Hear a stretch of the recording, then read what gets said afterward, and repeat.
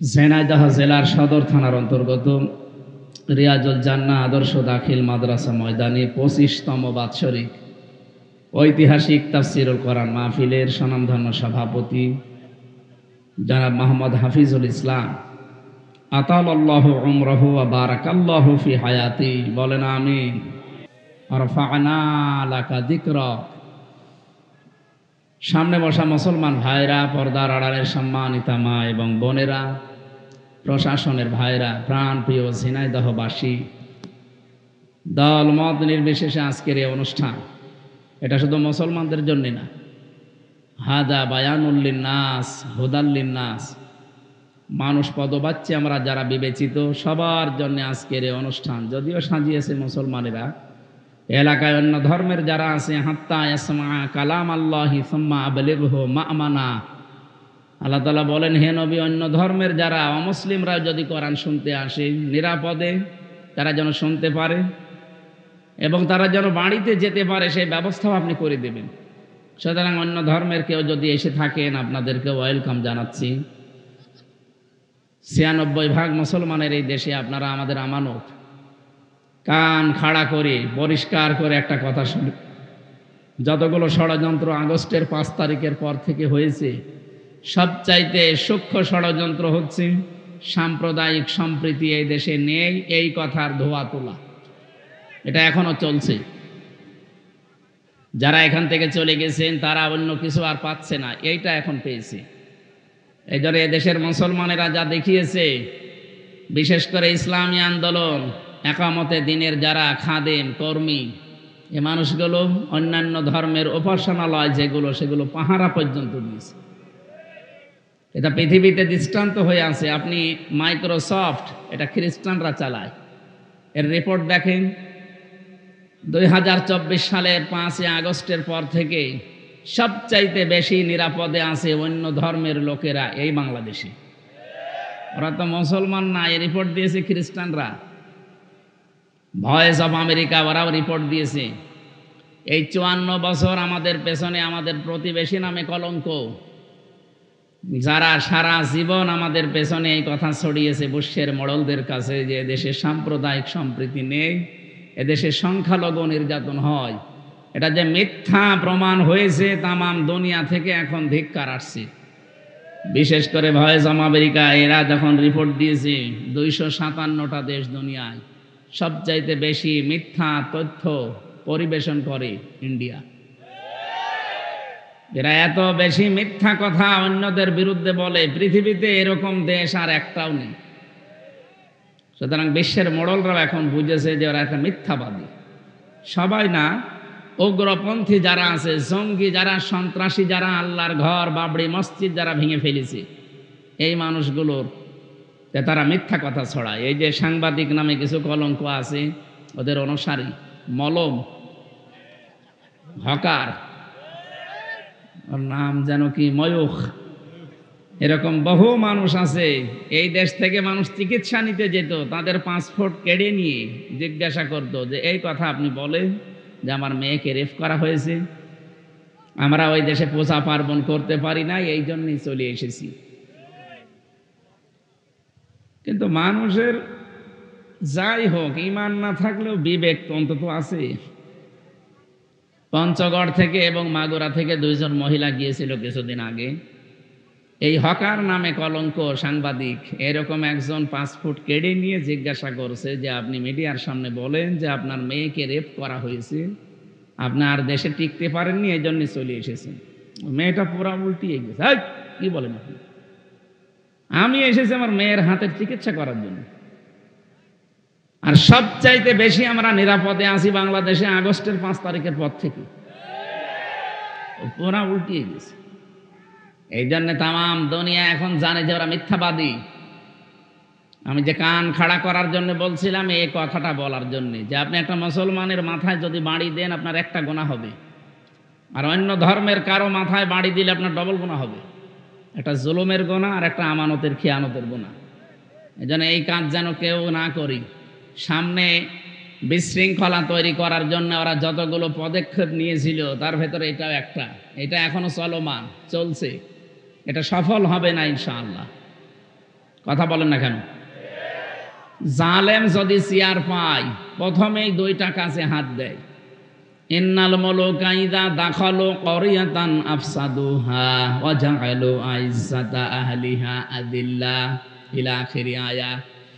সূরা নমলের 34 নম্বর আয়াতের ভেতরে আল্লাহ জানিয়েছেন, জালেম যদি কোনো জায়গায় চেয়ার পায়, ক্ষমতা পায়, পাওয়ার পেয়ে যায়, প্রথম নাম্বারে সে জমিনে বিশৃঙ্খলা তৈরি করার চেষ্টা চালায়। বিশেষ করে 15.5 বছরে যেটা সবচাইতে বেশি হয়েছে। দেখবেন হঠাৎ একটা বিশৃঙ্খলা নিজেরা তৈরি করে দিয়েছে। জনগণ যদি ওদিকে একটু মন দেয়, চোখ দেয়, দেখবেন বাম দিকে আবার আরেকটা তৈরি হয়ে গেছে। এদিকে তাকাবেন, দেখবেন পেছনে আরেকটা চলছে, পেছনে তাকাবেন ঘুরে সামনে আরেকটা আরম্ভ করে দিয়েছে। এই 15.5 বছরে প্রায় 53টার উপরে বড় বড় বিশৃঙ্খলা তৈরি করেছে ওরা নিজেরাই। এটা জালেমদের প্রথম কাজ।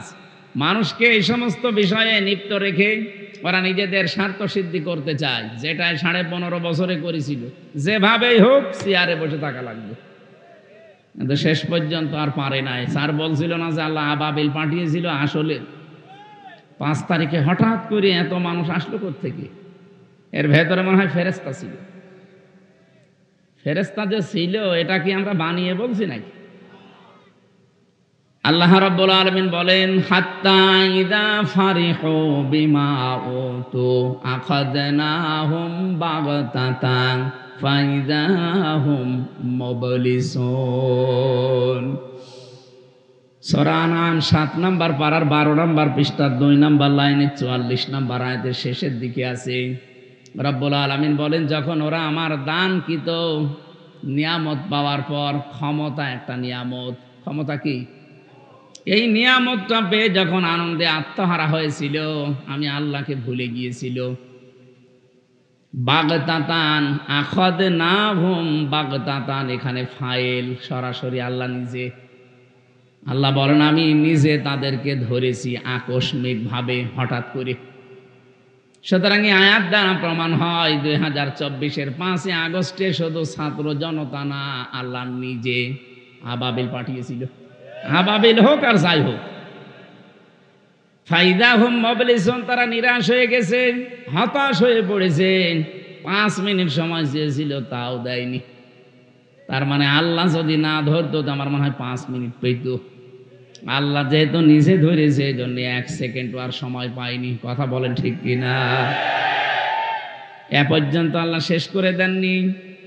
আল্লাহর পরের শব্দেই জানিয়েছেন, পরের আয়াতে, ফাকুতিআ দাবিরুল কওমিল্লাযীনা যালামু, জালেমদের যে শিকড় এটা কেটে ফেলা হয়ে গেছে। কতিয়া, এটা মসুর, এর কর্তা জানা নেই, ফাইলকে নেই। আমি আয়াতটা বাংলাদেশের 64 জেলাতেই মিলিয়ে দেখেছি, বিশেষ করে ঝিনাইদহ তো আরো বেশি। সূরা নমলে আয়াতের ব্যাখ্যা করা আছে 52 নম্বর আয়াতে, ফাতিলকা বুয়ুতুহুম খাবিয়াতাম বিমা যালামু। আল্লাহ বলেন, এই সেই ঘরগুলো, মনে হচ্ছে এভাবে আঙ্গুল দিয়ে দেখাচ্ছে যে এই সেই ঘরগুলো, খাবিয়াতান, আমি জনশূন্য করে দিয়েছি, ওজার গৃহ বানিয়ে দিয়েছি, পরিত্যক্ত করে দিয়েছি, বিমা যালামু, এই জালেমদের জুলুমের কারণে। আপনি আয়াতটা বাংলাদেশের সাথে মিলিয়ে দেখেন, জালেমদের যত বাড়ি ঘর সব এখন পরিত্যক্ত। আমার কুষ্টিয়ার হানিফের বাড়ি দেখে আসেন, গণ টয়লেট হয়ে গেছে। অথচ 5 তারিখের আগেও কি দাপট ছিল ঘরের?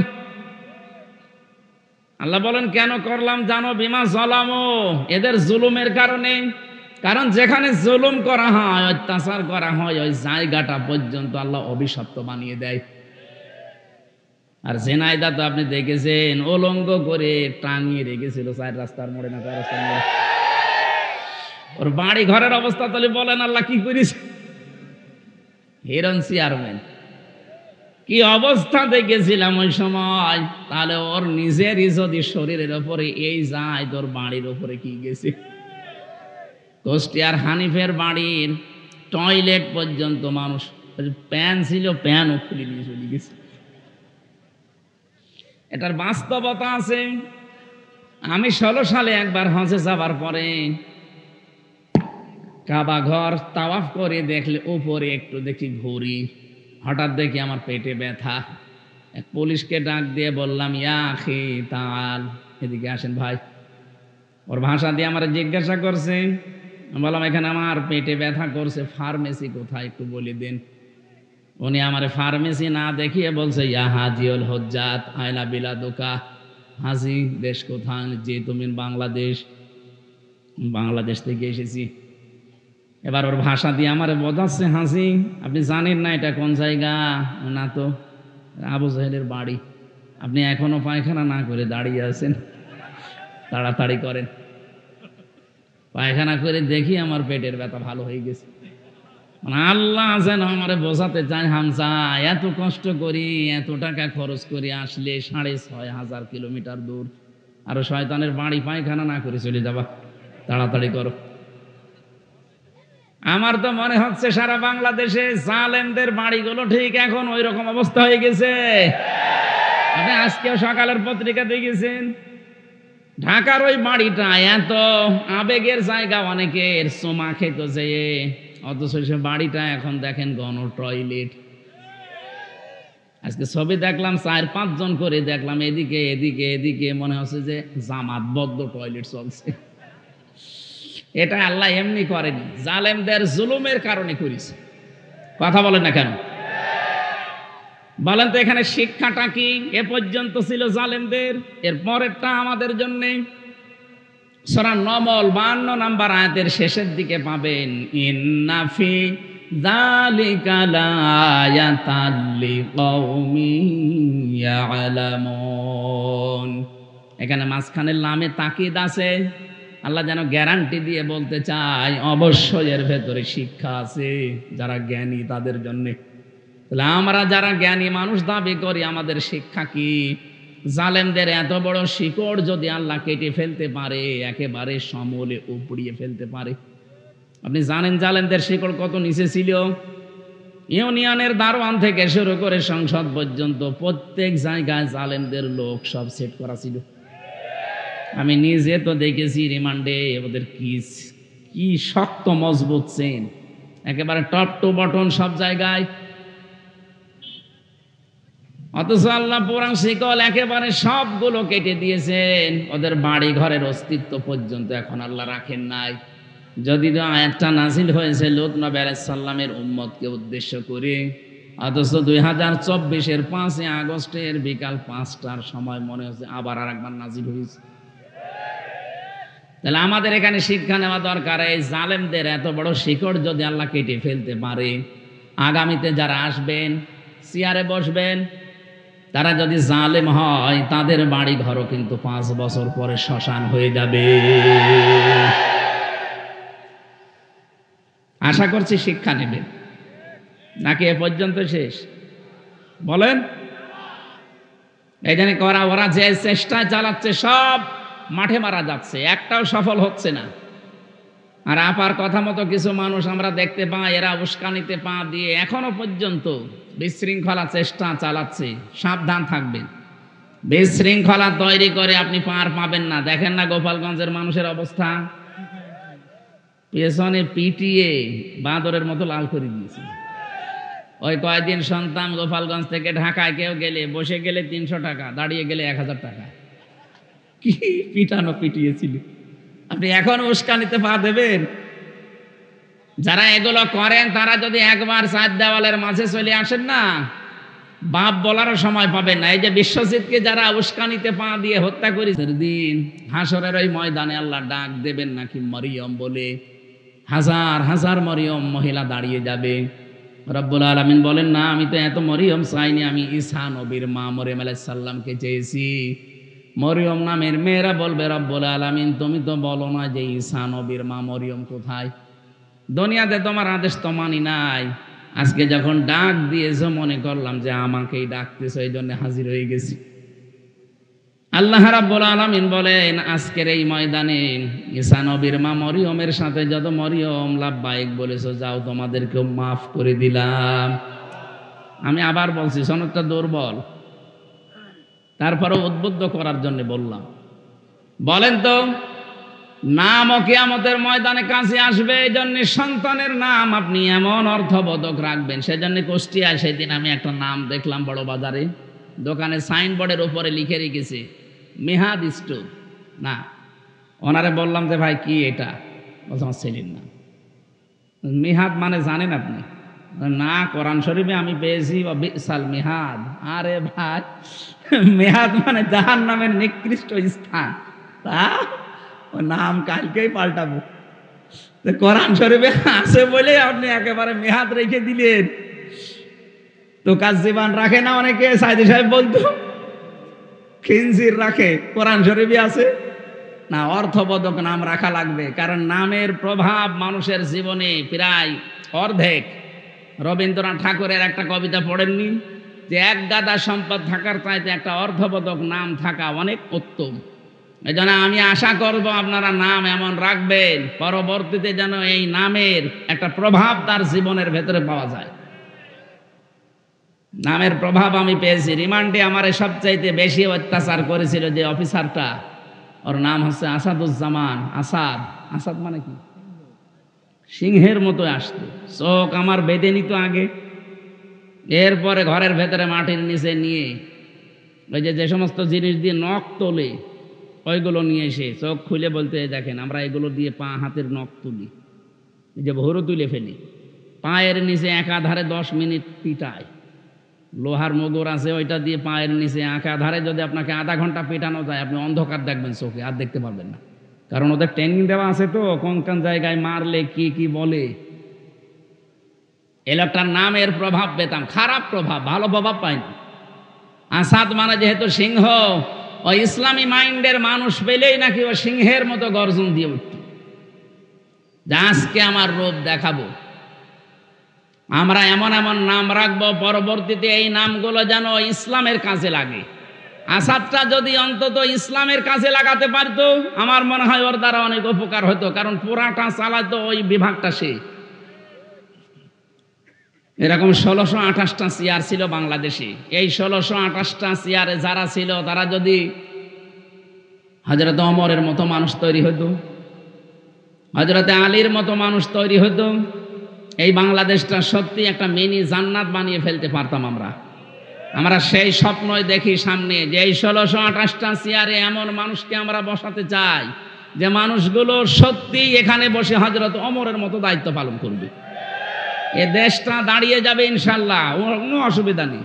জালেমরা যা করেছে এটা কিছু সময় লাগবে, কারণ এই যে যাবার সময় আল্লাহর ওলি 14টা ব্রিফকেস নিয়ে গেছে, সব ছাই ভরা আর মাটি ভরা ছিল। পাইলটকে শুধু বলেছিল ব্রিফকেস গুলো উঠেছে, বলছে হ্যাঁ চলো, আর কারোর সাথে কথা বলেন। আপনি যদি একটু কাওয়া কাকুকেও বলতেন যে কাওয়া চলে গেলাম, তাও বললেন না। আমার নাম্বারও জোগাড় করে বলতে পারতেন না যে হামজা 3 বছর জেল খাটালাম, কিছু মনে করো না, চলে গেলাম, দোয়া করু, তাও বলেনি। আপনি চলে গেলেন এইভাবে, এই দেশে কি দিয়ে গেলেন? বিশাল বিশাল বোঝা দিয়ে গেলেন। এই যে 780 জন মানুষ এখন হাসপাতালে বিভিন্ন অঙ্গ প্রত্যঙ্গ হারিয়েছে, এরা তার পরিবারের জন্য, সমাজের জন্য বোঝা না? এ কথা বলছেন না কেন? অথচ বিশ্ব নবী যেদিন নবুয়ত পান, ওই দিন বাড়িতে আসার পরে বলেছিলেন জাম্মিলুনি ইয়া খাদিজা, আমাকে ঢেকে দাও, আমি ভয় পেয়েছি।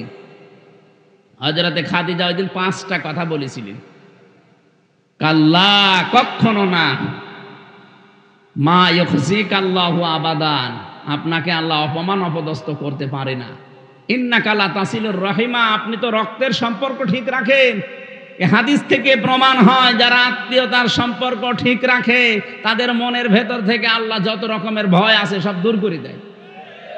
আর আমরা যত রকমের সম্পর্ক সবগুলো কাট করি। আত্মীয়তার সম্পর্ক বলেন, রক্তের সম্পর্ক বলেন, আরো বাকি যে সম্পর্ক আছে সবগুলো আর আমরা কাটছাট করি। এই জন্য যত ভয় আমাদের ভেতরে আল্লাহ ঢুকিয়ে দেয়। এক কথা বলছে না কেন?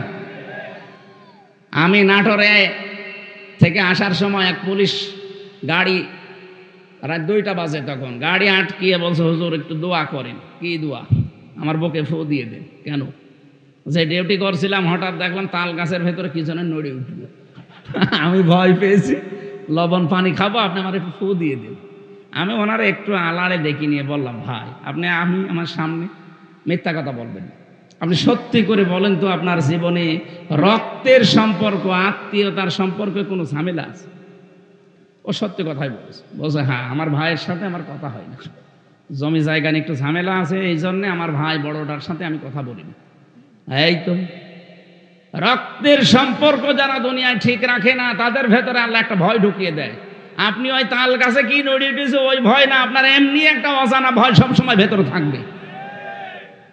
এই জন্য রক্তের সম্পর্ক যাদের ঠিক নেই, আপনি যতই সাহস নিয়ে চলতে চান, অজানা একটা ভয় আল্লাহ তৈরি করে দেবে।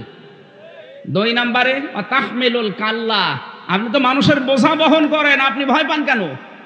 আপনি মানুষের দুঃখের বোঝা, কষ্টের বোঝা, ঋণের বোঝা, এগুলো আপনি বহন করেন, হালকা করে দেন, আপনার ভয় নেই। আর আপনি কি করলেন?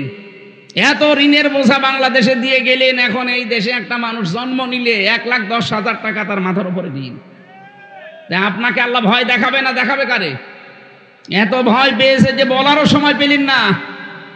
ওখান থেকে আমরা শিক্ষা নিতে চাই, মানুষের বোঝা যারা হালকা না করে আরো ভারী করে দেয়, যারা মানুষের দুঃখের বোঝা বাড়িয়ে দেয়, কষ্টের বোঝা বাড়িয়ে দেয়, আল্লাহ কিন্তু ওই মানুষগুলোকে বিভিন্ন ভয় ঢুকিয়ে দেয়। এই যে আমেরিকা আজ দাবানলের মতো জ্বলতেছে, সামনে রেখে পড়তে পারে, সে যেন কোরআন হক আদায় করে পড়ে, আর সেই কোরআনে বিশ্বাসী। এখানে যারা আমরা আছি দেখেন তো আমাদের হয় কিনা? 1 নম্বরে পড়া লাগবে শুদ্ধ করে, আর এই জন্যই মাদ্রাসা। কি কথা বলে না কেন? মাদ্রাসাটা দিয়েছে তো কোরআন শুদ্ধ করে পড়ার জন্যে। তার মানে 1 নম্বর শর্ত এখান থেকে পাওয়া যাচ্ছে। 2 নম্বরে শর্ত হচ্ছে শুধু শুদ্ধ করে পড়লে হবে না, এটা বুঝতে হবে। আর এইটা সিস্টেম এখানে আছে, এখানে নেই এটা। হ্যাঁ, কতগুলো মিডিয়ামে পড়াচ্ছে। শুধু আপনি কোরআন এক ভাষায় না, কয়েক ভাষায় বুঝতে পারবেন। 3 নম্বরে শুধু বুঝলেই হবে না, এটা মানতে হবে। আর এই ট্রেনিং এখান থেকেই দেওয়া হয়। শুধু মানলেই হবে না, 4 নম্বরে এটা মানুষ যেন মানে, সেই পরিবেশ তৈরি করে দিতে হবে। এই জন্য হাদিসের 2য় শব্দটা মান ক্বারাআল কোরআনা ফাস্তাজহারাহু, যে ব্যক্তি কোরআন পড়ে আর কোরআনকে এজহার করার চেষ্টা চালায়। এজহার মানে, আমি এজহারের যতগুলো অর্থ পেয়েছি, এজহার মানে স্পষ্ট করা, এজহার মানে দাঁড় করানো, এজহার মানে কায়েম করা, এজহার মানে বিজয় করা। এখান থেকে আমার মনে হয় যত সিস্টেম বের হয়, তাদেরকে এই শিক্ষায় দেওয়া হয় যে কোরআনকে পরিবার, সমাজ আর রাষ্ট্রে দাঁড় করাতে হবে। এক কথা বলেন না কেন? আপনি যতদিন কোরআন পড়বেন শুদ্ধ করে, এই বাংলাদেশে অন্তত আপনার শত্রু আপনি পাবেন না। যতদিন বুঝবেন কোন শত্রু আপনার নেই, আপনি দেখবেন নেই, যতদিন আপনি নিজে কম বেশি মানবেন, আপনার শত্রু পাবেন না। যেই বলবেন না আমি এটা মানাতে চাই, তখনই আপনার পেছনে লেগে যাবে। এই যে আহমেদ শফি, হেফাজত ইসলামের আমির, সাবেক আমির, ইন্তেকাল করেছে লোকটা, আল্লাহ রাব্বুল আলামিন তাকে যেন মাফ করে দেন। বলেন এই লোকটা যতদিন কোরআন পড়েছে, সারা বাংলাদেশে কোনো শত্রু ছিল তার? যতদিন বুঝেছিল শত্রু ছিল, যতদিন নিজে মানত কম বেশি, কোনো শত্রু ছিল না। যখনই বলেছে না এটা আমি মানুষকে মানাতে চাই, কোরআনে আছে ওয়াল্লাযীনা লা ইউযুনা রাসূলাল্লাহি লাহুম আযাবুন আলীম, রাসূলকে যারা কষ্ট দিচ্ছে এবং দেবে, তাদের জন্য যন্ত্রণাদায়ক শাস্তি আল্লাহ রেডি করে রেখেছে। উনি যখন এই দফাটা সামনে দিলেন যে রাসূলুল্লাহকে অন্তত কেউ যেন কষ্ট দিতে না পারে, এই আইনটা আমরা চাই, তখনই শাপলা চত্বর কায়েম করে দিয়েছে। শুধু এতটুকুই না, তার নাম পর্যন্ত জালেমরা পাল্টিয়ে দিয়েছে। তার নাম দিয়েছে তেতুল হুজুর। ওনার নাম কি তেতুল হুজুর ছিল? আপনি কথা বোঝেন? আল্লামা সাইদি রহমতুল্লাহ আলাইহি, ওনাকে জেলখানায় এই 13টা বছরে জালেমরা বহুবার অফার দিয়েছিল যে আপনি কোরআন শুদ্ধ করে পড়েন। আপনি বোঝেন, আপনি দরকার হয় নিজে রাজনৈতিক একটা দল আলাদা করে অথবা একটা দরবার আলাদা খুলে আপনি মুরিদ বানান, যা লাগে আমরা আছি। কিন্তু কোরআন মানুষ মানে মানুক, না মানে না মানুক, ওইটাই আপনার যাবার দরকার নেই। উনি মানেননি, এই জন্য শেষ পর্যন্ত মেরে ফেলেছে। তাহলে এখান থেকে বুঝলাম কি কোরআন শুধু পড়লেই হচ্ছে না, এটাকে ইজহার করার চেষ্টা চালাতে হবে। পৃথিবীতে নবী রাসূলদেরকে আল্লাহ পাঠানোর যে উদ্দেশ্য, বিশেষ করে আমাদের নবীকে, ওয়াল্লাযী আরসালা রাসূলাহু বিল হুদা ওয়া দীনিল হক লিইয়ুযহিরাহু আলাদ-দীনি কুল্লি ওয়া কাফা বিল্লাহি শাহীদা। এরকম 3 জায়গায় আল্লাহ একই আয়াত দিয়ে জানাতে চেয়েছেন তিনি সে আল্লাহ যিনি তার রাসূলকে সত্য দ্বীন বিধান এই দুনিয়ায় দিয়ে পাঠিয়েছেন। একটাই উদ্দেশ্য, লিইয়ুযহিরাহু আলাদ-দীনি কুল্লি, তিনি যেন ইজহার করে।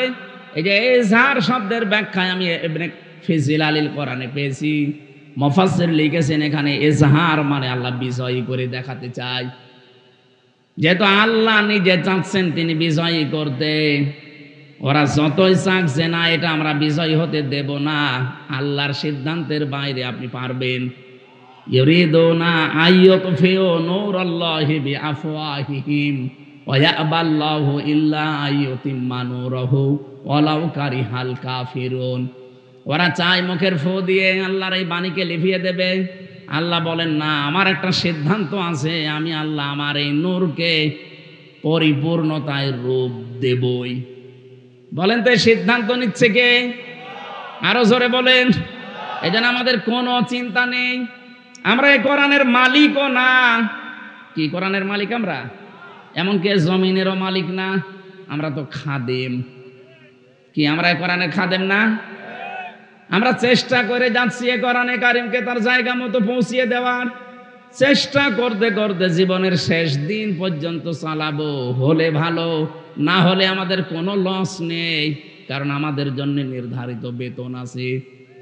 আরো আসতে বলে, এই জমিনটা যদি আজকের মাহফিলের যিনি সভাপতি হাফিজুর রহমান, উনি যদি বলে জমিনটা আমার, 5 জন মানুষকে আমি নিলাম কামলা হিসাবে, আপনারা আমার এই জমিতে ধান লাগাবেন বিকাল 5টা পর্যন্ত, এরপর আপনাদের বেতন দিয়ে দেব। বিকাল 5টা পর্যন্ত আমরা লাগাতে আসি, মাত্র 10 মিনিট বাকি আছে বিকাল 5টা বাজতে। হঠাৎ দেখি 4-5 জন মস্তান এসে বলছে ধান তুলে ফেলা লাগবে। কি আমরা যারা এখানে অন্তত খাদেমের দায়িত্বে আছি, লেবার আছি, কামলা আছি, এই কাজ আমরা করতে দেব? কথা বলেন না কেন? ওরা যদি তুলতেও চায় বলবো না ভাই আর 5-10 মিনিট আছে, 10 মিনিট পরে মালিক আমাদের বেতন দিয়ে দেবে, এরপরে আপনারা তুলবেন, দরকার আপনাদের সাথে আমরাও তুলব। কারণ এই জমিনও আমাদের না, এই ধানও আমাদের না। কথা বলেন ঠিক কিনা? কিন্তু বিকাল 5টা আগে আমরা তুলতে দেব না। আপনি যত বড় মস্তান হন, যদি বেশি ঝামেলা করেন, দরকারে হাতাহাতি হবে, মারামারি হবে, দরকারে মেরে ফেলা লাগে মেরে ফেলবো। এই কথা বলছে না কেন? কারণ আমার বেতন না হলে আমি বাড়ি যাব কি নিয়ে? ওরা সব ভোকা ফাঁকা আছে বাড়িতে, ওদেরকে খাবার দিয়ে যে বেতন লাগবে, এটা যেমন সহজে বুঝেছেন, আল্লাহর কসম এই জমিনের মালিক আল্লাহ, আমরা শুধু খাদেম, আমরা কামলা। চেষ্টা চালিয়ে যাচ্ছি এটাকে তার জায়গা মতো পৌঁছিয়ে দেওয়ার জন্য বিভিন্ন কায়দায়। যদি হয় ভালো, বিকাল 5টা মানে জীবনের শেষ দিন, জীবনের শেষ দিন পর্যন্ত চেষ্টা চালাবো। এর আগে যদি কেউ এটা কায়েমে বাধা দেয়, এটা পড়ায় বাধা দেয়, এটা বোঝায় বাধা দেয়, তাহলে হয়তো হাতাহাতি হবে, তার সাথে কথা কাটাকাটি হবে, মারামারি হবে, দরকার এই মেরে ফেলতে হলে মেরেও ফেলবো। এরপরেও আমার বেতন লাগবে। বেতন পাবো কয়টায়? 5টায়। বলেন বলেন। কারণ বেতন না পেলে আমার বিশাল জীবন সামনে পড়ে আছে, এই জীবন আমি পাড়ি দেব কি করে? আমার বেতনই যদি না হয়, বাড়িতে যেমন যেতে পারবো না, বেতন না পেলে আমার জীবনও চলবে না। কথা বলেন ঠিক কিনা?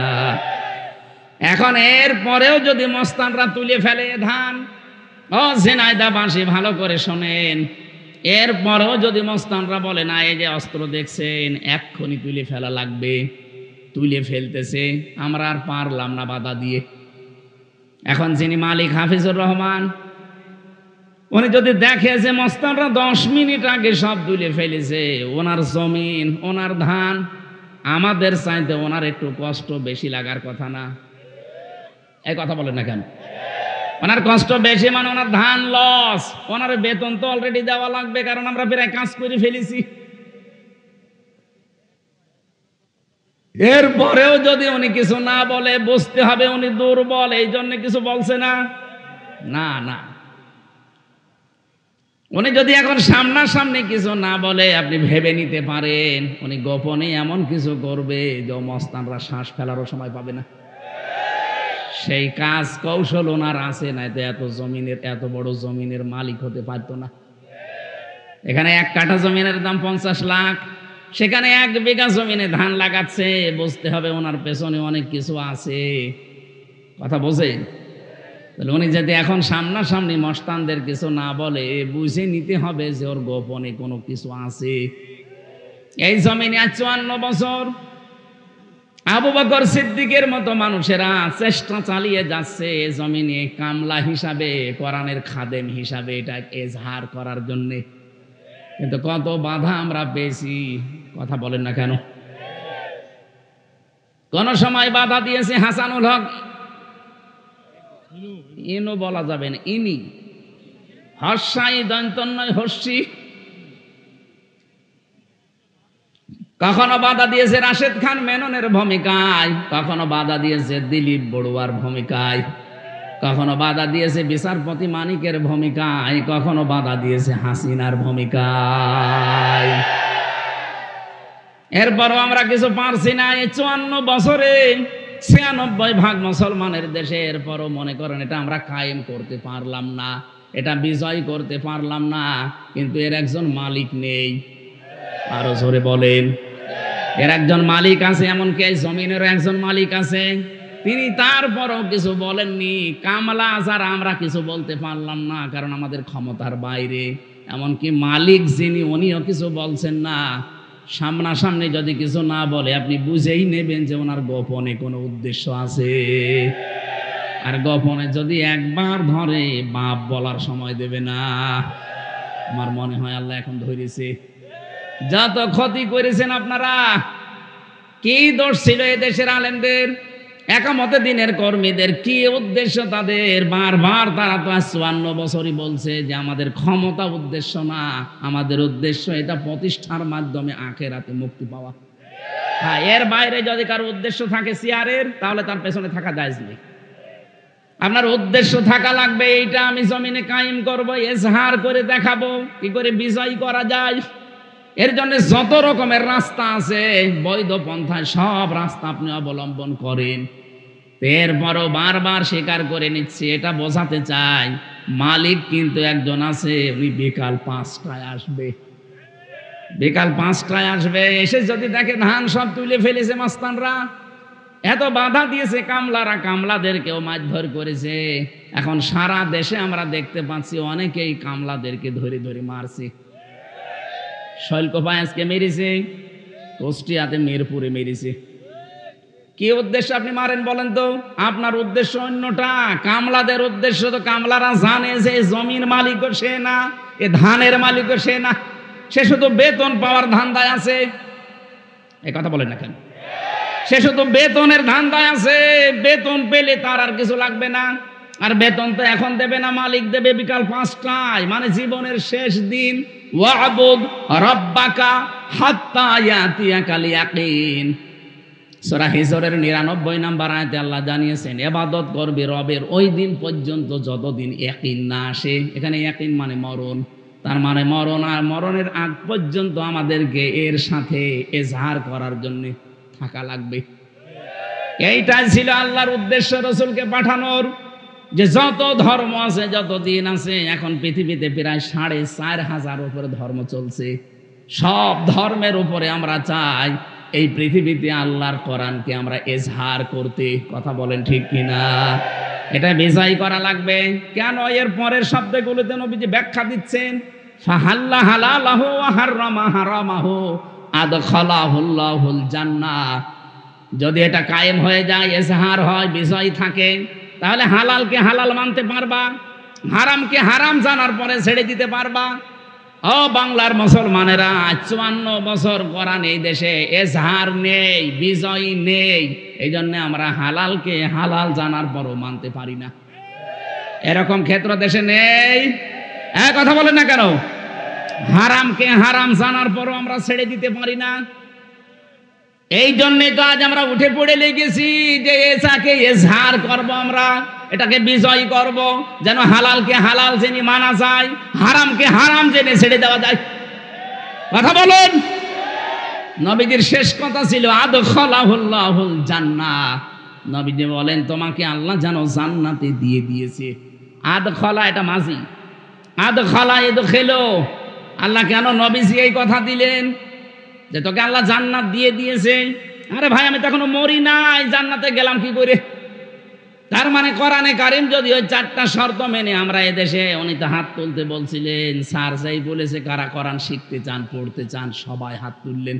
তাহলে এই 4টা শর্ত মেনে আপনাকে কোরআন পড়া লাগবে, আর কোরআনকে বিজয় করার জন্য সর্বাত্মক চেষ্টা চালাবেন জীবনের শেষ দিন পর্যন্ত। তাহলে হালালকে হালাল জেনে আপনি মরতে পারবেন, হারামকে হারাম জেনে ছেড়ে দিতে পারবেন। তখন আপনি মনে করবেন এই দেশটায় যেন মিনি জান্নাত হয়ে গেছে। আমিরে জামাত ডক্টর শফিকুর রহমান হাফিজাহুল্লাহ ঘোষণা অলরেডি দিয়েছেন, এদেশে যদি কোরআনের এই বিধান আমরা কায়েম করতে পারি, প্রথম দিন এই দেশ থেকে চাঁদাবাজি আমরা ঝাঁটিয়ে বিদায় করব। মানে আন্দাজে বলেন নাই, এই হাদিসের বাস্তব ব্যাখ্যাটা উনি বলেছেন। অনেকে মনে মনে ভয় পায় যে কোরআনের দেশে যদি চলে আসে, আমরা একটু মাঝে মাঝে ডাল খাই, লাল পানি খাই, একটু বিড়ি খাই, এইটার কি হবে? হবে, এটার কোনো অসুবিধা নেই। আপনি ডাল খেতে পারবেন, লাল পানিও খেতে পারবেন, বিড়িও খেতে পারবেন। কিন্তু এখন এই যে মসজিদ 4 তলা দেখলাম, এই মসজিদে যদি কেউ এশার নামাজ পড়তে গিয়ে মসজিদের ভেতরে যাবার পরে যদি ওর নেশা লাগে যে বাবা খাবে, না নেশা লাগতে পারে, অথবা আপনার বিড়ি খেতে ইচ্ছা হচ্ছে, বলেন তো আপনার 4 দেওয়ালের মাঝে খেতে পারবেন? বলেন। খেতে যদি চান ওখান থেকে বের হয়ে বাইরে খাওয়া লাগবে, কারণ মসজিদের পরিবেশে ডাল খাওয়া নিষেধ। ডাল খাওয়া যাবে? কেউ মেনে নেবে? মসজিদের পরিবেশটা যেহেতু এটা সত্যিই যদি 56,000 বর্গ মাইলে কোরআনের মাত্র 500টা আইন আছে, এগুলো যদি কায়েম হয়ে যায়, ওরা বাংলাদেশ হয়ে যাবে এরকম মসজিদ। তখন আপনার ওই ডাল খাওয়া, বাবা খাওয়া, আকিস বিড়ি খাওয়া মনে আসবে না। খেতে চাইলেও আপনি খেতে পারবেন না, পুরো পরিবেশটাই হয়ে যাবে একটা জান্নাতের পরিবেশ। জোরে বলেন সুবহানাল্লাহ। তখন আপনি ভাবতে পারেন যে আমি যেন একটা জান্নাতে আছি। আশাফাআহু ফি আশারাতিন মিন আহলি বাইতিহি কুল্লুহুম ক্বাদ ওয়াজাবাত লাহুন নার। এটা যে হাফেজরা পাগড়ি নিল, এরা যদি সত্যিই কোরআনে কারিম বুকে ধারণ করে, আর একে যদি হালাল যা আছে হালালগুলো মেনে নিয়ে হারামগুলোকে ছেড়ে দিতে পারে, ওই পরিবেশ কায়েম করে কিয়ামতের দিন 10 জন মানুষকে সুপারিশ করে সে জান্নাতে নিয়ে যেতে পারবে। আল্লাহ পাক আমাদেরকে হাদিসের এই ফাস্তা সাহারাহু, কোরআনকে বিজয় করার মন মানসিকতা যেন সবার ভেতরে তৈরি করে দেন। বলেন আমিন। আমরা কোরআনে এই কোরআন থেকে মাত্র একটা আয়াত পড়েছি, 6,236টা আয়াত আছে, এটা বিশুদ্ধ। 6,666টি আয়াত আছে, এটা প্রসিদ্ধ। দুইটাই ঠিক আছে। আমরা মাত্র একটা পড়েছি, সূরা বাকারার 124 নম্বর আয়াত। যদিও এটা জাতির পিতা হযরত ইব্রাহিম আলাইহিস সালাম সম্পর্কে, কিন্তু এটা আমরা যেহেতু ইব্রাহিম নবীর সন্তান, আমরা তার সন্তান না? কথা বলেন না কেন? আমাদের নাম রেখেছেন আমাদের বাবা ইব্রাহিম, আমাদের নাম যে মুসলিম, এ নাম দিয়েছে কে? মিল্লাতা আবিকুম ইব্রাহিম হুয়া সাম্মাকুমুল মুসলিমিন। আল্লাহ পাক বলেন তোমাদের জাতির পিতা ইব্রাহিম আমি আল্লাহ জানিয়ে দিলাম, আর তিনি তোমাদের নাম মুসলিম রেখেছেন। এখানে হুয়ার ফাইল দুইটা, তাফসিরে ইবনে কাসিরের ভেতরে 2 জনের নাম আছে। হুয়ার ফাইল হয় আল্লাহ, নয় আমাদের জাতির পিতা যিনি ইব্রাহিম। এখান থেকে শিক্ষা পাওয়া যায়, এই মুফাসসির লিখেছেন বাবা হিসাবে হযরত ইব্রাহিম যেহেতু আমাদের নাম তিনি লিখে দিয়েছেন, এখানে যত বাবা আছেন তাদেরও কিন্তু সন্তানের উপরে কিছু দায়িত্ব, প্রধান দায়িত্ব 4টা, আর সব মিলিয়ে 11টা। এই দায়িত্বগুলো যদি আপনি বাবা মা বড় ভাই গার্জিয়ান দাবি করেন, এই দায়িত্বগুলো পালন করা লাগবে। বিশেষ করে বাবা আর মা, 1 নম্বরে তার নাম রাখা লাগবে, অর্থবোধক নাম। এখানে কত বাবা আছেন এমন আধুনিক নাম রাখতেছে, এ নাম রেখেছে ডেঞ্জার। ডেঞ্জার মানে কি? ভয়ঙ্কর। ও বড় যত হয় তত ভয়ঙ্কর হয়। এই জন্য নাম এমন অর্থবোধক নামবেন, কিয়ামতের দিন যেন আল্লাহ অন্য কিছু যদি নাও পায়, নামের দিকে তাকিয়ে যেন আল্লাহ মাফ করে দেন। হাদিসটা যদিও দুর্বল সনদের দিক থেকে, আমি শিক্ষার জন্য বলছি। কিয়ামত ওই শাওন আমার সাথে ছিল, 3 বছর জেলে ছিল। ও মাঝে মাঝে আমাদের ফাঁসির গন্ডের ছেলে আমার কাছে এসে বলতো, ভাই ভুল করেছি। ছেলেটা আমার বারবার বলছিল যে কিসের জামাত ইসলাম, কিসের শিবির, আমি তো মুসলমানই না। আপনার যদি বিশ্বাস না হয় আমার জিনিসপত্র দেখেন, তারপরও আমরা মানি নাই। ওরে একেবারে জায়গায় কুপিয়ে শেষ করে ফেললাম। কিন্তু কি হইল, আমার মা বাবা এখন আমার পরিচয় দেয় না। আমি ফাঁসির আসামি ছিলাম, এখন আমি যাবজ্জীবতে এসেছি। এখন আমার 30 বছর জেল খাটা লাগবে। আমার দলীয় লোক যারা এই উস্কানি দিয়েছিল, যাদের কথা মতো কাজ করলাম, তারাও এখন আর পরিচয় দেয় না। আমার এই যে জেলখানায় টাকাও আর আসে না।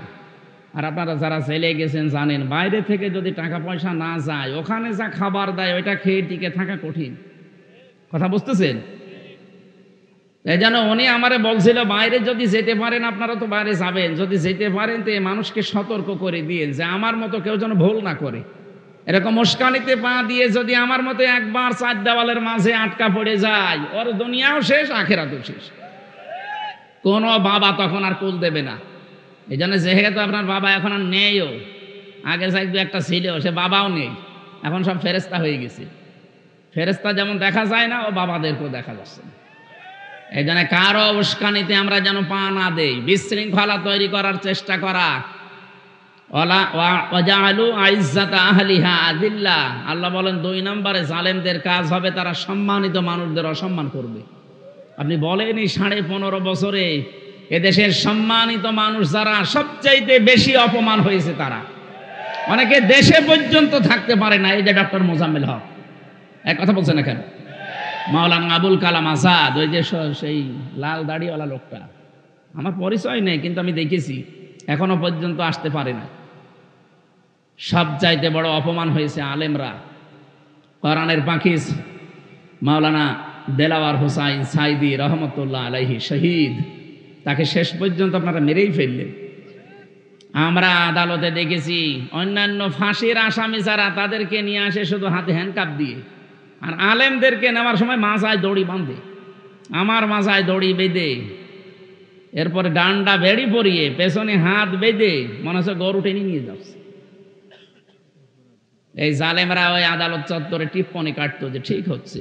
এখন আপনাদের নিয়ে যাচ্ছে এই যে দরবেশ সালমান এফ রহমান। আমি বহুবার দেখেছি আদালতে হাজিরা দিতে গিয়ে ও ম্যাজিস্ট্রেটের সাথে কানে কানে কি বলছে দুইজন, আমি কয়েকবার দেখেছি একে। কি এখন আপনাকে ওই ম্যাজিস্ট্রেটই তো শাস্তি দিচ্ছে, পোড়াটা আল্লাহ উল্টিয়ে দিয়েছে। এখন আপনারা বলতেন যে কেমন লাগে দেখেন হুজুর, কেমন লাগে দেখেন। আমরাও এখন বলি দেখেন কেমন লাগে। এই যে গমচোর একটা ছিল, গমচোর টাক, তারে 4 তলায় নিয়ে গেছে, 2 তলায় তোলার কথা ছিল, 4 তলায় নিয়ে গেছে। এই জন্য পুলিশকে গরম দিচ্ছে, হ্যাঁ এত ইতরামি করো আমার সাথে। আরে ভাই কেবল শুরু, আপনি 2 তলায় বলে 4 তলায় নিচ্ছে, তাই আপনি গরম দেন। আর আমার আপনি 10 তলায় তুলেছিলেন হাঁটিয়ে, তাও বিনা কারণে। আপনার তো তাও নামে গমচোরের মামলা আছে, আমার নামে তো কিছুই ছিল না। জোর করে মামলা দিয়ে আপনি আটক করে তারপরও 10 তলায় তুলতেন, নামাতেন। যা করেছেন 15.5 বছরে, এর 100 ভাগের 1 ভাগও এখনো হয়নি। এই জন্য জালেম যারা, তাদের কর্মসূচি 4টা, এই 2টা এই আয়াতের ভেতরে আল্লাহ দিয়েছেন, আর 2টা আছে সূরা বাকারার ভেতরে। আমরা এটা উদ্দেশ্য না, আমার উদ্দেশ্য সামনে যদি কোনো মানুষ আমাদের এই দেশের চেয়ার পায়, তারা যেন এইরকম কাজগুলো না করে। আর আমরা যেহেতু এসেছি কোরআনে কারিমের অনুষ্ঠানে, এটা দল মত নির্বিশেষে সবার জন্য। সবার জন্য না? বলেন বলেন। যারা সবাই এখানে এসেছি, কোরআন যেভাবে শোনা লাগে আপনারা ওই 2টা শর্ত মানবেন। 1 নম্বরে ফাস্তামিউ লাহু ওয়া আনসিতু, শোনা লাগবে মনোযোগ সহকারে, আর চুপ থাকা লাগবে। লাআল্লাকুম তুরহামুন, তাহলে এখানে আল্লাহর রহমত নাজিল হবে ইনশাআল্লাহ। আর আমরা যারা বলতে আসি, আমাদেরকে আল্লাহ কিছু দায়িত্ব দিয়েছেন। আল্লাহ রাব্বুল আলামিন বলেন, ওয়ানজালনা ইলাইকায যিকরা লিতুবাজ্জিনা লিন-নাসি মা নুযিলা ইলাইহিম ওয়া লাআল্লাহুম ইয়াতাফাক্কারুন। সূরা নাহলের 44 নম্বর আয়াতের শেষের দিকে আছে, রাব্বুল আলামিন বলেন, এই কিতাব আমি আপনার প্রতি নাজিল করলাম এই কারণে, এটা আপনি মানুষদেরকে ব্যাখ্যা বিশ্লেষণ করে শোনাবেন। কোন মানুষ? এদিকে আছেন আপনারা? এই যে লিতুবাজ্জিনা লিন-নাস, লাম শব্দটা 13টা অর্থে আসে, তার ভেতরে একটা অর্থ পাবেন জীবিত মানুষদের জন্য লাম ব্যবহার করা হয়। তার মানে কোরআন শোনানো লাগবে জীবিত মানুষদের। অথচ 15.5 বছর কি অবস্থা গেছে বলেন, জীবিত মানুষদের কোরআন শোনানো বড় কঠিন হয়ে গিয়েছিল। যারা কোরআনের অনুষ্ঠানে জীবিত মানুষদের আয়োজন করতো, আমরা শোনাতে আসতাম, এটা বাধা দিত। অথচ ওই লোকটা আমি দেখেছি, ওর বাবা মরে গেলে আমার ডাকতো যে কোরআন পড়ে দেন। আপনার বাবা তো মরে গেছে, এখন কোরআন পড়ে করবো কি? জীবিত যতদিন ছিল তখন ওকে বোঝালে কাজ হতো। কথা বলেন না কেন? এই জন্য এই সিস্টেমও পাল্টাতে হবে। আমাদের এই দেশে এটা আছে, মরে গেলে মানুষ আশপাশে কোরআন পড়ে। আরে ভাই, ওর জীবন যদি কোরআনের ওপরে না চলে, মরে গেলে পড়লে ওর শাস্তি আরো বাড়বে। বলেন, এই জন্য যতদিন জীবিত আছে ততদিন তাকে শোনানো মানানো, এটা আমাদের জন্য দরকার। আল্লাহ আমাদের যেন তৌফিক দেন, বলেন আমিন। যারা এসেছি খুশি হয়ে বলেন আলহামদুলিল্লাহ। দরুদ আর সালাম পড়ছি নবী মুহাম্মদ রাসূলুল্লাহ সাল্লাল্লাহু আলাইহি ওয়াসাল্লামের প্রতি। বিশ্ব নবী জানিয়েছেন, এটা যেহেতু মাদ্রাসার মাহফিল, এই জন্য হাদিসটা আমি একটু বলছি। মান করাল কোরআনা, যে ব্যক্তি কোরআন পড়ে। আমার আগে স্যার যে কথাগুলো বলেছিলেন ওইটাই আমি একটু ট্রান্স দিচ্ছি। কোরআন পড়া বলতে কি বুঝি আমরা? 4টা শর্ত যদি আপনি মানতে পারেন তাহলে আপনার কোরআন পড়া হয়েছে। মান করাল কোরআনা, যে ব্যক্তি কোরআন পড়ে। এই শব্দের ব্যাখ্যা পেয়েছি আমি সূরা বাকারার 121 নম্বর আয়াতের ভেতরে। আল্লাহ রাব্বুল আলামিন বলেন, আল্লাযীনা আতাইনাহুমুল কিতাবা ইয়াতলুনাহু হাক্কা তিলাওয়াতি উলাইকা ইউমিনুনা বিহি। যাদেরকে আমি কিতাব দিয়েছি তারা এই কিতাবকে হক আদায় করে তেলাওয়াত করে। তাফসিরে ফি জিলালিল কোরআন সাইয়্যিদ কুতুব রাহমাতুল্লাহ আলাইহি উনি হাক্কা তিলাওয়াতের ব্যাখ্যায় দিয়েছেন 4টা বিষয়। তো পেছনে কয়েকদিন ধরেন তো, গাজায় কত মানুষকে ঘর বন্দি করে, কত শিশুকে, কত বৃদ্ধকে, যুবতী মেয়েদেরকে আপনি আগুন লাগিয়ে দিয়েছেন, ঘরে তালা লাগিয়ে। তারা তার যে কান্না আমি ভিডিও দেখেছি, কি হাউমাউ করে কাঁদতেছে তারা। ওই মানুষগুলো ওই সময় বলেছিল, রব্বানা আখরিজনা মিন হাদিহিল ক্বরিয়াতি যালিমি আহলুহা ওয়াজআল লানা মিন লাদুনকা ওয়ালিয়্যা ওয়াজআল লানা মিন লাদুনকা নাসীরা। হে আল্লাহ, তুমি এই জনপদ থেকে আমাদেরকে বের করে নাও, এই জালেমদের জনপদ থেকে আমাদেরকে বের করে নাও, অথবা তুমি তোমার পক্ষ থেকে সাহায্যকারী পাঠাও। ওদের দোয়া আল্লাহ একেবারে ফেরত দেবে? আজ যেভাবে জ্বলতেছে আমেরিকা, আপনি তাকান। আজকে সকালবেলা কিছু আলেমদেরকে ডাক দিয়ে বলছে, যত প্রযুক্তি ছিল আমাদের আগুন লেভানোর, কোনোটাই কাজ হচ্ছে না, যত দেয় আরো আগুন ধরে। সুতরাং তোমাদেরকে দায়িত্ব দিলাম, তোমরা আজান দাও। এখন আজান দিতে বলছে।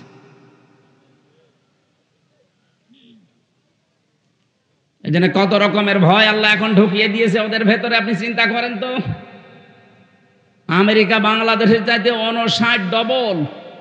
এই দেশটা 59টা জোড়া দিলে যত বড় হবে, ওই দেশ একাই অত বড়। কি দাবানল দাও দাও করে জ্বলছে, মনে হচ্ছে যে কোনো নাটক সিনেমার শুটিং চলছে, অথবা একটা বাস্তব। ওইটা যারা মানুষের বোঝা হালকা না করে আরো ভারী করে দেন, আপনি বিশ্বাস করবেন আপনার ভেতরে অজানা ভয় আল্লাহ ঢুকিয়ে দেবে। এই 15.5 বছরে বহু বোঝা আপনি মানুষকে দিয়েছেন, বিনা কারণে একটা মানুষের মিথ্যা মামলা দিয়ে, মিথ্যা সাক্ষী দিয়ে তার পরিবারটা আপনি নষ্ট করে দিয়েছেন। আপনাকে আল্লাহ এখন ভয় দেখাবে না? কত রকমের ভয় আপনাকে আল্লাহ ঢোকাবে আপনি জানেন? কিচ্ছু জানে না। একটা মানুষ ঘরে ঘুমিয়ে আছে, ঘুম থেকে উঠে দেখছে থানা হাজতে, কি গো তুই গাছ কেটেছিস, কখন? স্বপ্নে। এইটা কি বানিয়ে বললাম না এরকম হয়েছে? আমারে তুলে নিয়ে গেল আমার বাড়ির দোতলা থেকে, আর পরের দিন পেপারে দিয়ে দিল যে ওনারা আমরা চড়হাঁস থেকে ধরেছি। ডাহা মিথ্যা কথা। যে মামলা দিয়েছিল ও শয়তানও বিশ্বাস করে না। জজ সাহেব মাঝে মাঝে আমার যে মামলা উঠতো আমারে নিয়ে যেত, জজ হাসতো যে কি দিয়ে বিচার করবো বলেন। অথচ 3টা বছর উনি জামিন দেয়নি। অথচ এই জজই ছিল তখন। এই যে আগস্টের 5 তারিখের পরে শুধু আমি মামলাটা তুলেছি, মামলা দেখে বলছে যে কি দিয়ে বিচার করব, এর ভেতরে তো কোনো মাল নেই, যান একেবারে খারিজ করে দিলাম। আমি বলতেও গেলাম যে মাননীয় আদালতে মামলাটা তো 3 বছর আপনার কাছে ছিল, তখন তো বলেননি। এখন বলছেন যে কোনো মাল নেই, মাল কি আগে ছিল? উনি এইটাই বলতো যে হুজুর আমার হাত বাঁধা, আমার কিছু করার নেই। কথা বলছেন এখন? এইটাই বলতো যে আমার হাত বাঁধা, এই 3 বছর আমার কিছু করার নেই, এখন হাত খোলা আছে, আমি নাই বিচার করেছি, আমাকে একেবারে নির্দোষ, আমার কোনো দোষ পাইনি, বিনা অপরাধে 3টা বছর আমার জীবন নষ্ট করেছে ওরা। আমরা চাই 1628টা চেয়ারের নাম বলছিলাম না, কোন চেয়ারের যেন হাত বাঁধা না থাকে, প্রত্যেকটা চেয়ারের হাত যেন আবু সাঈদের মতো খোলা থাকে। হ্যাঁ, এটা চান না আপনারা? কারা চান দেখি? লিল্লাহে তাকবীর। আলহামদুলিল্লাহ। তো এইটার জন্য হাত খুলতে হলে এটা লাগবে, এটা ছাড়া সম্ভব না। যত নিয়ম নীতি নিয়ে আসেন না কেন আবার হাত বাঁধা হয়ে যাবে। কে কথা বলে না কেন? হাত আবু সাঈদের মতো খুলে রাখতে হলে এইটা লাগবে। আমান হাকামা বিহি আদালা, যারা কোরআন দিয়ে বিচার ফায়সালা করতে পারবে তারাই কেবল ন্যায় বিচার কায়েম করতে পারবে। আর 9 দফা ছাত্রদের এই 9 দফার ভেতরে প্রথম এই দফা ছিল যে ওই ওয়ান, এই কথা বলছে না কেন? আমরা ন্যায় বিচার কায়েম করতে চাই, আর ন্যায় বিচারের জন্য এটার বিকল্প দুনিয়ায় কিচ্ছু নেই, কিছু যে নেই। এই 54 বছর আপনি দেখতে পেলেন না? ডক্টর কামালের তৈরি করা এই সংবিধান দিয়ে বাংলাদেশের কাঙ্ক্ষিত যে মান, এটা আজও অর্জন হয়নি, কিয়ামতের আগে হবেও না। অথচ 21 বারের উপরে এটা পরিবর্তন হয়ে গেছে। এখন শুধু একটাই বাকি আছে, আর দেশের মানুষও তাই চাচ্ছে। আপনি আগস্টের 5 তারিখের আগের জরিপগুলো দেখেন, আন্তর্জাতিক যত জরিপ আছে, এদেশের মাত্র 100 জনের 15 জন মানুষ চাইতো কোরআনের বিধান বাংলাদেশে কায়েম হোক। তার ভেতরে হয়তো আলী আজম, মোহাম্মদ আবু বকরের মতো মানুষগুলো, এরকম মানুষ আছে এই দেশে 100 জনের মাত্র 15 জন। এনারা চাইতো যে কোরআনের বিধান বাংলাদেশে কায়েম হোক। জানুয়ারির 1 তারিখের রিপোর্টগুলো বের করেন, আন্তর্জাতিক যত সংস্থা এই দেশের মানুষকে রিপোর্ট দিচ্ছে, এই দেশে এই মাত্র 5 মাসে 100 জনের 58 জন মানুষ চাচ্ছে যে কোরআনের বিধান দেশে কায়েম হোক। আপনি আর কিছুদিন যেতে দেন, অন্য জাতির লোকেরা পর্যন্ত বলছে না, কাঙ্ক্ষিত মানের শান্তি পেতে হলে আল্লাহর কোরআনের বিকল্প কিচ্ছু নেই। তারা অন্য ধর্মের মানুষ যদি এটা বিশ্বাস করতে পারে, তা আপনার কি হয়েছে? দল মত নির্বিশেষে এদিকে এগিয়ে আসা দরকার না এখন। অন্তত যেহেতু দেখা যাচ্ছে 15 থেকে 58 হয়ে গেছে, আর কিছুদিন যেতে দেন, 100 জন মানুষ চাইবে আল্লাহর কোরআনে দেশে কায়েম হোক। আর ওইটা দেখার জন্য চোখ হাঁ করে আছে। সারা জীবনে আমার স্বপ্ন এই, আল্লাহ 56,000 বর্গ মাইলে যেন তোমার কালাম দিয়ে চলছে, এটা দেখে মরতে পারি। বলেন আমিন। আমরা কোরআনে কারিমের হযরত ইব্রাহিম আলাইহিস সালামের জীবনী থেকে আরম্ভ করেছিলাম। উনি নাম রেখেছেন আমাদের সন্তান হিসাবে। নাম কি? মুসলিম। বলেন তো নাম কি? আল্লাহ রাব্বুল আলামিন বলেন, তোমাদের জাতির পিতা ইন্তেকালের আগে তোমাদেরকে ডাক দিয়ে বলেছিলেন, ওয়াসা বিহা ইব্রাহিম বানিহি ওয়া ইয়াকুব ইয়া বানিয়া ইন্নাল্লাহা আসতাফা লাকুমুদ্দিন ফালা তামুতুন্না ইল্লা ওয়া আনতুম মুসলিমুন। হযরত ইব্রাহিম এবং ইয়াকুব এই দুইজন নবী ইন্তেকালের আগে তার সন্তানদেরকে ওসিয়ত করছিলেন যে আমার সন্তানেরা, কলিজার টুকরা সন্তানেরা, অবশ্যই আল্লাহ তোমাদের জন্য মনোনীত করেছেন, নির্ধারিত করেছেন, তোমাদের জন্য পছন্দ করেছেন একটা দিনকে। সেই দিন মানে এই রাতের পরে যে দিন আসবে ওই দিন। বলেন বলেন, তোমাদের জন্য যেই দিন আল্লাহ নির্ধারিত করেছেন সেই দিনের নাম হচ্ছে ইসলাম। নাম কি? ফালা তামুতুন্না, তোমরা মরবা না, ইল্লা ওয়া আনতুম মুসলিমুন, যতক্ষণ মুসলমান হতে না পারো। এখানে যে দিনের কথা হযরত ইব্রাহিম আমাদের জাতির পিতা তার সন্তানদেরকে জানিয়েছেন, তার নাম হচ্ছে ইসলাম। ইন্নাদ-দীনা ইনদাল্লাহিল ইসলাম, আল্লাহর কাছে মনোনীত একটাই জীবন ব্যবস্থা, ধর্ম, তার নাম কি? ওয়া ইয়াবতাগি গায়রাল ইসলাম দীনান ফালা ইউকবালা মিন, দুনিয়াতে ইসলাম বাদ দিয়ে যে নিয়ম আপনি মানেন না কেন কখনো আল্লাহকে রাজি করতে পারবেন না। ফালা ইউকবালা মিন, জীবনও আপনার কোনো কিছু আল্লাহর দরবারে কবুল হচ্ছে না, হবে না। ইকবালার আগে লান এসেছে, মজারের আগে লান আসলে অর্থ দাঁড়ায় বাংলা যে জীবনেও হবে না। এই জন্য ইসলাম বাদ দিয়ে যারা নাম রাখেন তাদের নাম নাম নয়। ইসলাম বাদ দিয়ে কেউ যদি বিয়ে শাদী করেন ওটা বিয়ে নয়। ইসলাম বাদ দিয়ে কেউ যদি পরিবার চালায় ওটা পরিবার না। ইসলাম বাদ দিয়ে কেউ যদি রাজনীতি করে ওটা রাজনীতি না। আরো আসতে বলেন। এই কোরআনে কারিমে আল্লাহ সূরা নিসার 34 নম্বর আয়াতে জানিয়েছেন, আর রিজালু কাওয়ামুনা আলান নিসা, পুরুষেরা হবে গাইডলাইন দাতা আর মেয়েরা হবে তাদের আজ্ঞাবহ। এই আয়াতের তাফসিরে সাইয়্যিদ আবুল আলা মওদুদী রাহমাতুল্লাহ আলাইহি উনি তাফহিমুল কোরআনে আয়াতের তাফসির করতে গিয়ে লিখেছেন যে পৃথিবীতে যদি নেতৃত্ব দিতে কেউ চায় তাকে পুরুষ হওয়া লাগবে, মহিলা হলে চলবে না। তাহলে সামনে এই বাংলাদেশে যারা নেতৃত্ব দেবে, যারা ক্ষমতায় যাবে তারা যেন পুরুষ হয়, না মহিলা হলেও চলবে। কালান নবী সাল্লাল্লাহু আলাইহি ওয়াসাল্লাম লা ইউফলিহা কওমুন, ওই জাতি কখনোই সফল হচ্ছে না, হবেও না যে জাতির নেতৃত্বে কোনো মহিলা আছে। এই 54 বছরে কম বেশি এটা আমরা দেখেছি, এই জন্য আমরা সফল হতে পারিনি। সামনে যারা আসবে আমরা আহ্বান জানাবো তারা জানো। আরো আসতে বলেন বলেন। আল্লাহর পক্ষ থেকে মনোনীত যে দিন আল্লাহ দিয়েছেন, এই দিনের বাইরে যদি কেউ নেতৃত্ব দেয়, নেতৃত্ব জায়েজ নেই। আল্লাহর দিনের বাইরে কোনো মানুষ যদি রাজনীতি করে, ও রাজনীতি যেমন রাজনীতি হচ্ছে না। অর্থনীতি যদি কেউ চালায় সেটাও অর্থনীতি হচ্ছে না। জীবনের যা করবেন আপনি এই মনোনীত দিন ইসলামের বাইরে যে আল্লাহকে রাজি করতে পারবেন না। ফালা তামুতুন্না, মরাও যাবে না, ইল্লা ওয়া আনতুম মুসলিমুন, যতক্ষণ পর্যন্ত আপনি মুসলমান হতে না পারেন।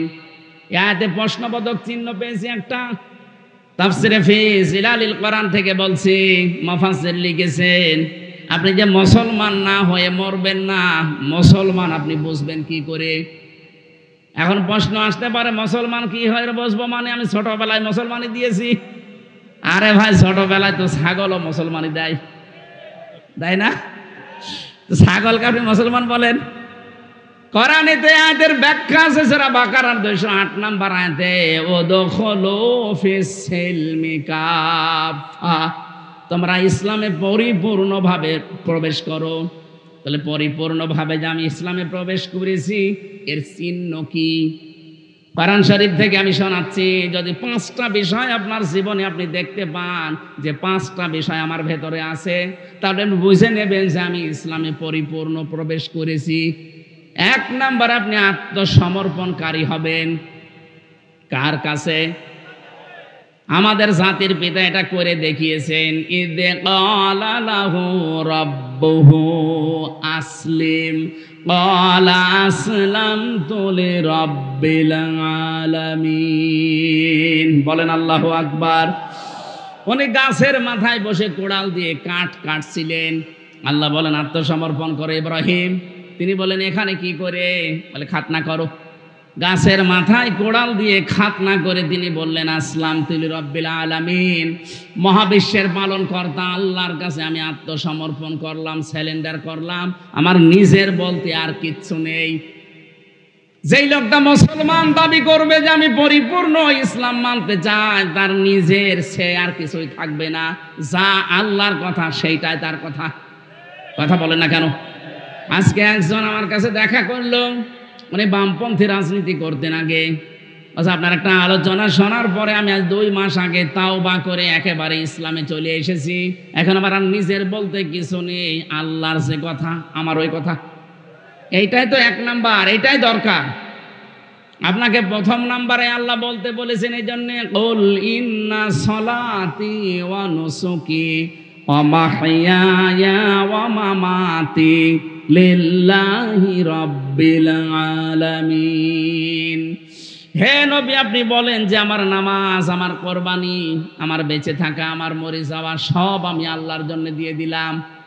তাহলে আত্মসমর্পণ যদি আপনি সব জায়গায় করতে পারেন, আপনি বুঝবেন যে ইসলামে আপনি প্রবেশ করেছেন। 2 নাম্বারে আপনার আকীদা হওয়া লাগবে শুদ্ধ। কি বললাম? এইটা নিয়ে সারা বাংলাদেশে গন্ডগোলের শেষ নেই।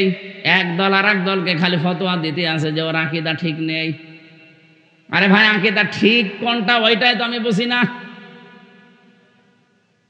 যেই মানুষগুলো এই আকীদা রাখে যে ক্ষমতার উৎস আল্লাহ, আর যারা আকীদা রাখে ক্ষমতার উৎস জনগণ, তাদের বিরুদ্ধে আপনি ফতোয়া দেন না। ফতোয়া দেন এদের বিরুদ্ধে যারা বলে ক্ষমতার উৎসকে। আপনার কোন আকীদা? আকীদার প্রশ্ন তুলে একটা মাজলুম সংগঠনের উপরে, মাজলুম দলের উপরে আপনি এই তহমতটা লাগাবেন না। আপনার কি আকীদা আছে আপনি বলেন তো? যে মানুষগুলোকে আন্দাজে এই তহমত দেন যাদের আকীদা ঠিক নেই, আপনি ফাঁসির দড়ি খালি গলার কাছে আপনাকে নিয়ে যাওয়া হবে, আপনার আকীদা সব বের হয়ে যাবে। আপনি বোঝেন আকীদা কি? অথচ যাদের আপনি এই দোষ দিচ্ছেন তারা তো ফাঁসির দড়ি অলরেডি গলায় নিয়ে অনেকজন বিদায় অলরেডি নিয়েছে। আপনার ভেতরে কয়জন আছে যে ফাঁসির দড়ি না, শুধু ফাঁসি হবে কথা শুনে আপনার আকীদা পাল্টিয়ে যায়? 3 নম্বরে শুধু আকীদার প্রশ্ন, এখানে হাজার হাজার কথা আছে। 3 নম্বরে শুধু আকীদা না, আপনার চরিত্র উন্নত হওয়া লাগবে। আর চরিত্র যদি নিতেই হয় উন্নত করার জন্য, মুহাম্মাদুর রাসূলুল্লাহ তার থেকে নেওয়া লাগবে। কারণ তার চাইতে উত্তম চরিত্র এই দুনিয়ায় আর কারো। এরপরে আপনার ইখলাস লাগবে, যা করবেন এটা যেন লোক দেখানোর জন্য না হয়। এটা কার জন্য হবে? এই ইখলাসটা আমাদের অধিকাংশ ভেতরে নেই। 5 নাম্বার আপনার লেনদেন যেন স্বচ্ছ হয়। এটা অনেক ভালো মানুষ দেখতে মনে হয়, এত বড় বড় পাগড়ি মাথায় দিয়ে দাড়ি রেখে রাস্তা দিয়ে হেঁটে গেলে মনে হয় যে জিবরাইল হেঁটে যাচ্ছে, অথচ লেনদেন ঠিক নেই। কারো কাছে যদি একবার ধার করে জীবনে তার সাথে দেখা করে না। এই কথা বলছে না কেন? কোন দোকানে যদি বাকি খায় ওই দোকানের সামনে দিয়ে আর যায় না। না, আপনার লেনদেন ঠিক করা লাগবে। এই 5টা বিষয় যখন আপনি দেখবেন যে হ্যাঁ আমি মেনে চলতে পারছি, 1 নম্বরে আত্মসমর্পণ আল্লাহর কাছে, 2 নাম্বার আপনার ইখলাস লাগবে, 3 নম্বরে আকীদা বিশুদ্ধ হওয়া লাগবে, 4 নম্বরে চরিত্র হওয়া লাগবে উন্নত, 5 নাম্বার আপনার লেনদেন স্বচ্ছ চলবে। আপনি তখন বুঝবেন যে আপনি ইসলামে পরিপূর্ণভাবে প্রবেশ করেছেন। আমি যে কথা বলতে চাচ্ছিলাম, আমাদের নবী, আমাদের জাতির পিতা ইব্রাহিম আলাইহিস সালাম তার সন্তানদেরকে যে আদেশ দিয়েছিলেন, আল্লাহ রাব্বুল আলামিন আমরাও যেহেতু তার সন্তান দাবি করি, আমরা ইব্রাহিমের সন্তান না? নাকি এই যে নতুন জাতির পিতার সন্তান? না, এটা তো বানানো। আর আমাদের যেটা ওটা বানানো না, আল্লাহ নিজে বানিয়ে পাঠিয়েছেন। সুবহানাল্লাহ বলতে পারেন নাই? এমনি এমনি বানিয়েছে।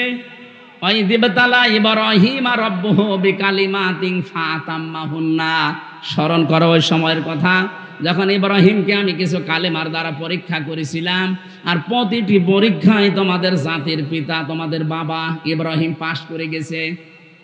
এখানে আমি 9টা পরীক্ষার কথা পেয়েছি, আর অন্য আয়াতে পেয়েছি 41টা। সব মিলে আমাদের জাতির পিতাকে আল্লাহ 50টা পরীক্ষা করেছিলেন পুরা জীবনে। সুবহানাল্লাহ বলতে পারেন নাই? বলেন তো বাবাকে যদি আল্লাহ 50টা পরীক্ষা করে, সন্তান হিসাবে আমাদের 2-4টা পরীক্ষা আসবে না? ক্বালা ইন্নী জাইলুকা লিন-নাসি ইমামা, আল্লাহ পাক বলেন হে ইব্রাহিম, এই পরীক্ষাগুলোতে পাশ করার কারণে আমি তোমাকে মানব জাতির ইমাম বানিয়ে দিলাম। উনি বলেছিলেন ক্বালা ওয়া মিন যুররিয়াতি, হে আল্লাহ, নেতৃত্ব দেওয়া, ইমাম হওয়া, নেতা হওয়া, এটাকে আমি একা নাকি আমার সন্তানাদি যারা আছে তারাও পাবে? এটা আল্লাহ পাক বলেন পাবে, তবে লা ইয়ানালু আহাদিজ জালিমিন, ইয়ানালু মুজারে বর্তমান, ভবিষ্যৎ, প্রেজেন্ট, ফিউচার। আহাদিজ জালিমিন, জালেমদের প্রতি আমার কোনো অঙ্গীকার নেই।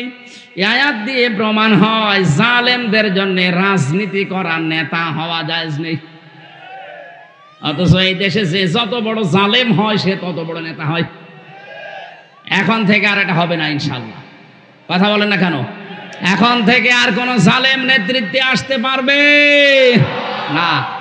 ইব্রাহিম নবীকে আল্লাহ 50টা পরীক্ষা করেছিলেন, পুরা কোরআনে আছে ওই 50টা পরীক্ষা।